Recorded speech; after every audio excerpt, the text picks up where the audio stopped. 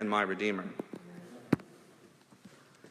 And one of these elders answered, saying unto me, What are these which are arrayed in white robes, and whence came they? And I said unto him, Sir, thou knowest. And he said unto me, These are they which came out of great tribulation, and have washed their robes, and made them white in the blood of the Lamb. Revelation 7:13 through 14. Who are our heroes? Who do we admire most in this world, and why? These three questions came to my mind this week as I was reading some responses to a writing prompt I recently gave to my 8th grade students.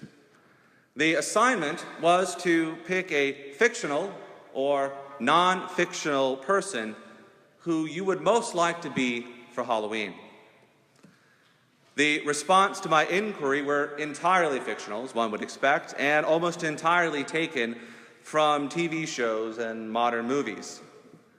One very sweet girl selected as the character she would most want to be for the night a psychopathic murderer from a recent comic book movie because this character, in her words, was strong and independent and cool. And she added, she loved her.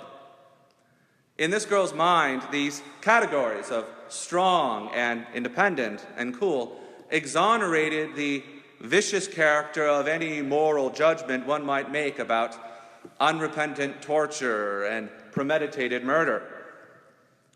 Perhaps because she sensed that I would be incredulous, or maybe because her own conscience was ever slightly pricked, she attempted some modern absolution of her favorite character by informing me that she only committed these murders because she loved her abusive boyfriend too much.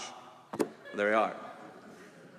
This example, while the most shocking, was not an outlier. Essay after essay showed that my students idolized certain attributes, namely money, power, and physical attractiveness. From where do they learn that these categories, above all others, are so important? The answer, of course, is our nightmarish culture that catechizes young people daily in the importance of those three necessary components of being a great person: money, power, and sexual attractiveness. Winners have them, losers do not. Successful people have them, failures do not. Our culture loudly screams, "Blessed are the rich and powerful and the beautiful, for theirs is the kingdom of this earth." Fighting against this massive cultural force are all the people who somehow sense that something here is wrong. But too often, like an army without a general, they rely on weak reasoning and tired cliches we've all heard, like, "You will feel better about yourself if you help people," or "The key to happiness is just loving yourself for who you are." These paltry sentiments break like matchsticks as soon as any pressure is put upon them. And young people intrinsically understand this. Frankly, so do older people. The men and women our culture idolizes are allowed to be morally repugnant for two reasons. First, our society and its cultural and intellectual leaders are increasingly people who believe the worst of the evil one's lies and seek to punish all those who believe the truth. They may not know that they believe a lie, but they would say that they don't believe in a truth. And that amounts to the same thing in a universe that is knit together by the God that is truth. In a land where virtue and righteousness are constantly in flux, the only measuring rods left for determining greatness are money and power and sex. The second reason our heroes are so terrible is because we allow it. We tell children to be one thing. yet we honor and award all those people who don't act that way. Even worse, young people hear us say one thing, but see us live our lives in a completely different manner.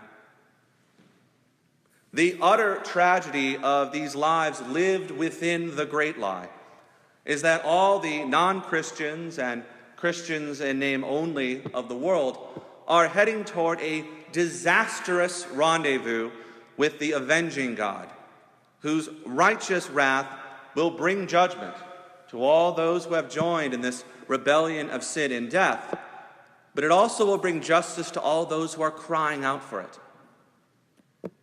For the many, many Christians who fall in line with a dying world, the tragedy is that we unnecessarily live in a fictional nightmare of our own creation, rather than living in a rapt anticipation of the future glory that awaits us. The tragedy of the worldly Christian is not that he enjoys life too much.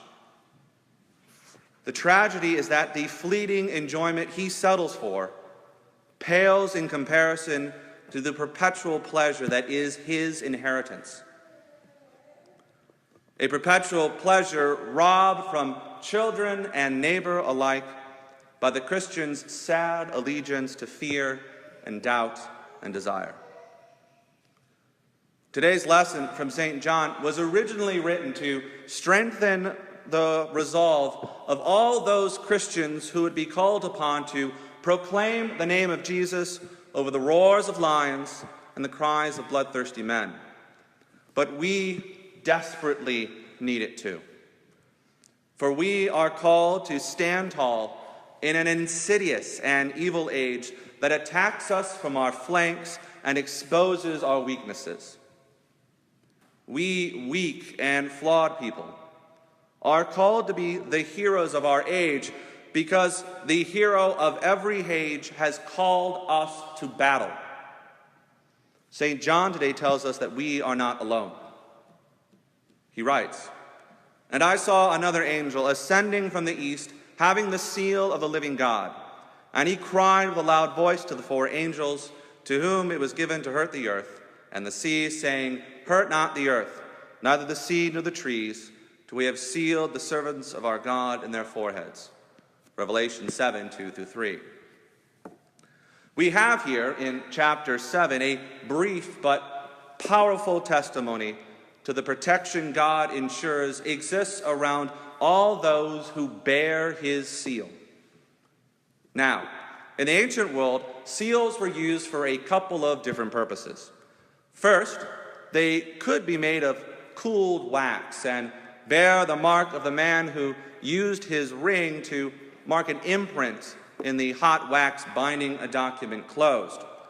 When the wax cooled, a tamper-proof seal would ensure that the document was left unmolested. These are the types of seals that are broken in chapter 6, the breakings of which usher in the various types of persecution the church faces throughout the church age. That important time between the ascension of Christ to the heavenly throne and his glorious return, accompanied by the saints we celebrate today. The seals in chapter 7, however, are something different. They are an allusion to Ezekiel 9, where we read, "And the Lord said unto him, Go through the midst of the city, throughout the midst of Jerusalem, and set a mark upon the foreheads of the men that sigh and that cry for all the abominations that be done in the midst thereof." Ezekiel 9:4. These marks in Jeremiah set apart all those who would be spared during the destruction of Jerusalem in 586 BC. Just as the seals on the foreheads of all the servants of God now set us apart and protect us during the destruction and death Christians have seen for generations as the fallen world and its prince of darkness flail and scream by spreading chaos and death. St. Paul gives us a picture of what it looks like to bear the seal of Christ in the book of Ephesians. He writes, "In Christ we have obtained an inheritance, having been predestined according to the purpose of him who works all things according to the counsel of his will, so that we who were the first to hope in Christ might be to the praise of his glory. In him you also, when you heard the word of truth, the gospel of your salvation, and believed in him, were sealed with the promised Holy Spirit, who is the guarantee of our inheritance until we acquire possession of it, to the praise of his glory." Ephesians 1:11 through 14. The Holy Spirit is that seal which will be our glorious protection, no matter what terror finds us. For it is the Holy Spirit that has changed all true Christians from dead in sin to alive in Jesus Christ. No force on earth can defeat God, the Holy Spirit, as long as our bodies remain the temple in which he resides. Everywhere a Christian goes, he takes the Holy Spirit with him, who through us imperfect vessels reclaims the world from the forces of evil. Every step, every day should lead to another place, being made holy by the presence of the living God. Every step, every day, the lost people of the world should see the truth bursting forth from every word and action we do. Christians should never be afraid to live in light of their saved condition, because there can be nothing to fear when God is always with you. The same God who is recreating a new and perfect world with all those made alive by the Holy Spirit, living forever upon it. What can possibly happen to you that should make you afraid? Whether you lost your job, or you were just diagnosed with a terminal disease, or your house burned down, or your village is overrun and they're murdering Christians in the street, or your government is corrupt, or your son dies, or your mother dies, or your brother dies, or your sister dies, or your friend dies, or whatever blinding pain we feel, none of that will change the everlasting destiny that awaits all those sealed with the Holy Spirit. For that destiny is a new world from which all Christians will look back and marvel at how we ever could have been worried or sad or fearful. Already, our brothers and sisters in Christ who await us in heaven feel that peace as they await the second coming of Christ and their glorious return to their bodies to live in the new heaven and the new earth forever.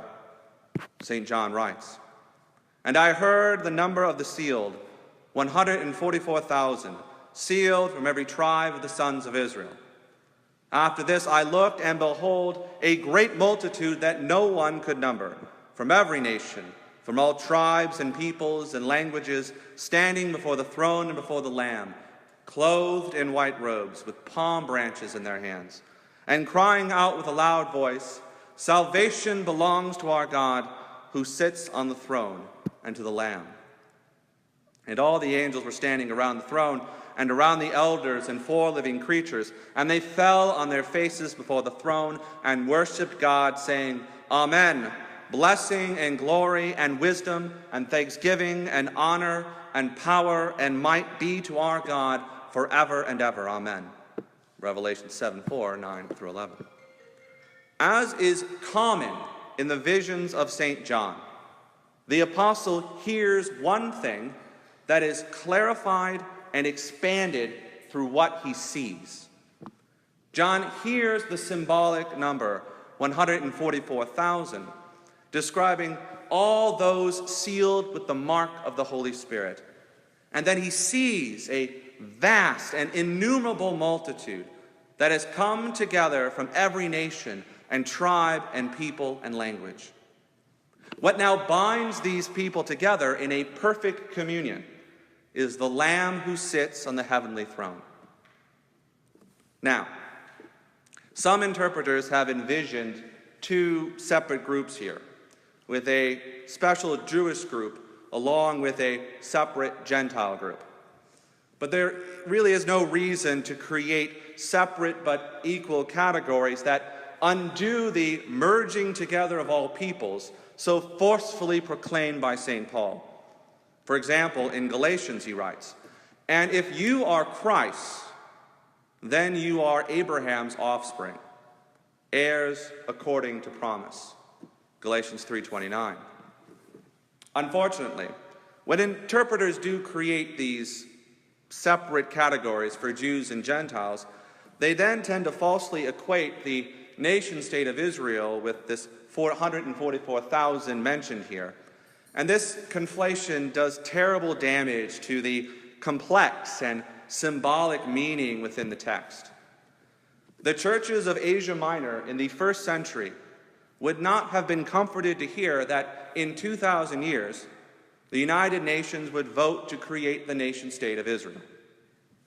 No. Their comfort came from knowing that the people of God in heaven, including all those Jews who believe Jesus is the Messiah and make up the heart of the heavenly family, that these people are praising God and awaiting their return to a recreated earth with that same Messiah. The specific number of 144,000 represents the foundational structure of the New Jerusalem.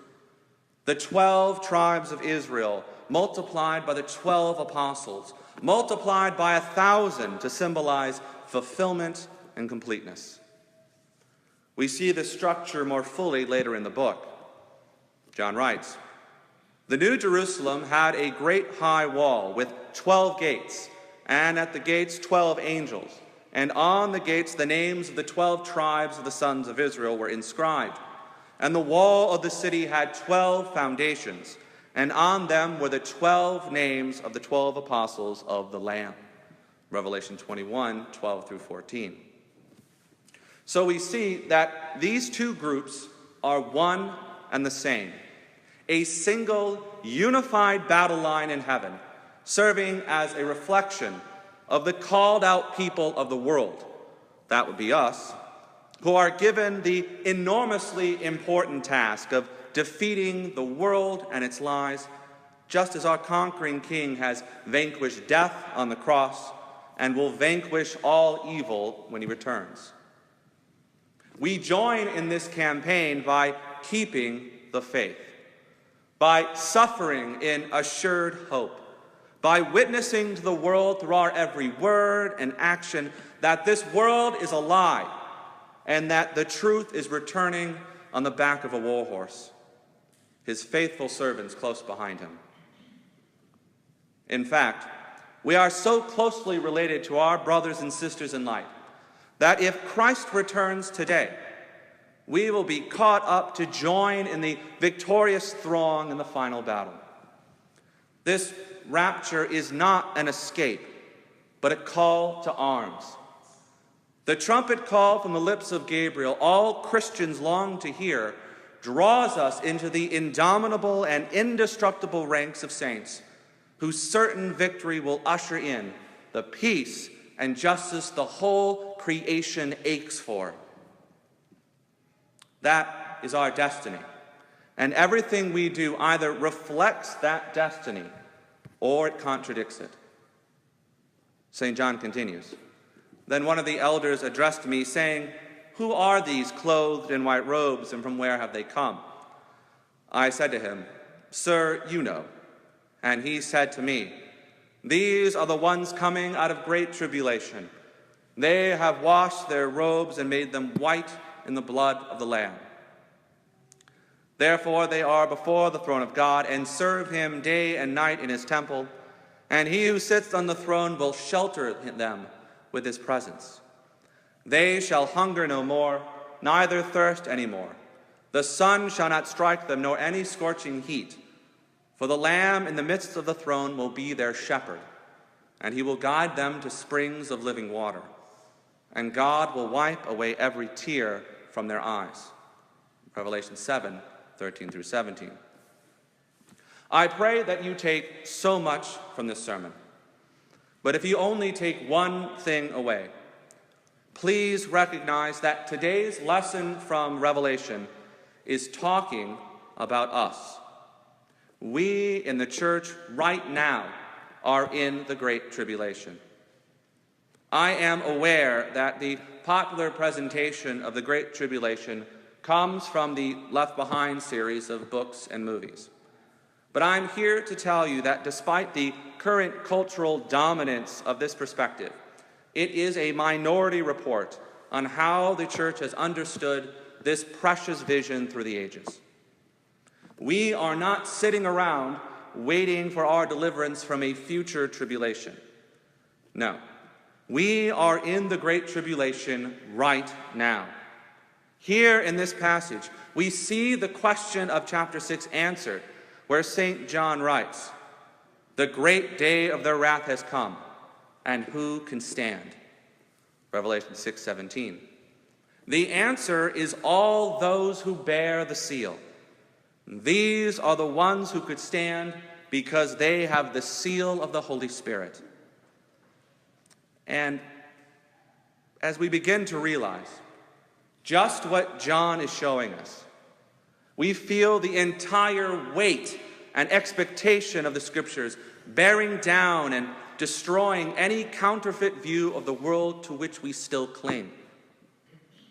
Here is the great army of saints gathered together to claim the victory Jesus won, the victory to restore a perfected Garden of Eden, the cross being the new tree of life. Here is the great army of saints that fulfills the covenantal promise made to Abraham, that he would be the father to a multitude of nations.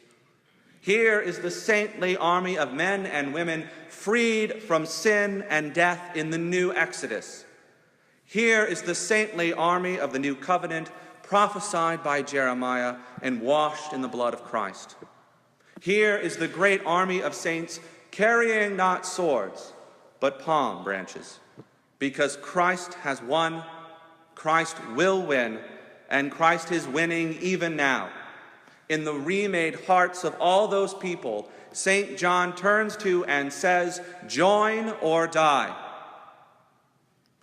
This saintly army of frail men and women, made powerful by the living God, should be our heroes because they reflect Christ, who is the hero of every age.